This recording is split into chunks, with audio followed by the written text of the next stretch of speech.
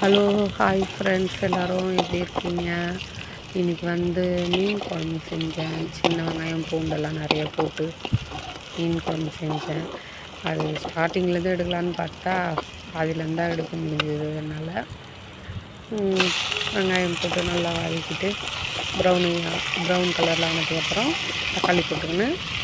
அப்புறம் தக்காளி போட்டு உப்பு மிளகாய் பொடி இதெல்லாம் போட்டு மூடி விட்ட பிறகு ஒரு 5 மினிட்ஸ் கழித்து திருப்பி ஓப்பன் பண்ணி நல்லா தொக்கு மாதிரி ஆயிடுச்சு. அதுக்கப்புறம் புளி கரைச்சி புளியை ஊற்றிட்டு புளி தண்ணியிலே மஞ்சத்தூள் எல்லாமே மிக்ஸ் பண்ணி வச்சுருந்தேன். அது புளி தண்ணி அப்படியே ஊற்றிட்டேன். அது எப்பொழுதும் பாருங்கள், புளியை கரைச்சி தனியாக வச்சுக்கின்னு அதுக்கப்புறம் ஊற்றுங்க. ஏன்னா அதில் மண், இந்த தூசி, இந்த ஓடு இதெல்லாம் இருக்குது.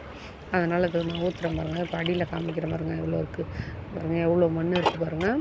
அதனால் எப்பொழுதுமே கரைச்சி வச்சுக்கோங்க. புளியை மட்டும் அது கரைச்சி முடிச்சுட்டு அதுக்கப்புறம் ஊற்றியாச்சு. புளியை தண்ணி ஊற்றிட்ட பிறகு நல்லா கொதி வந்து பார்த்தா நல்லா திக்காயிடுச்சு. எண்ணெய்லாம் பிரிஞ்சு வந்துடுச்சு.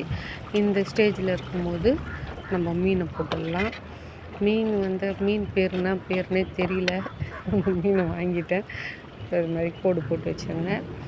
அதுக்கப்புறம் அந்த மீனெல்லாம் போட்டு அப்புறம் கொத்தமல்லி கட் பண்ணி வச்சுருந்தேன் கழுவி. அந்த கொத்தமல்லியெல்லாம் தூவிட்டு ஒரு 5 மினிட்ஸ் 5 நிமிஷம் அவ்வளோதான்.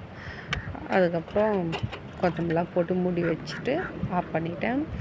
சூப்பராக இருந்துச்சு. எனக்கு ரொம்ப பிடிச்சிருந்துச்சி மீன் குழம்பு.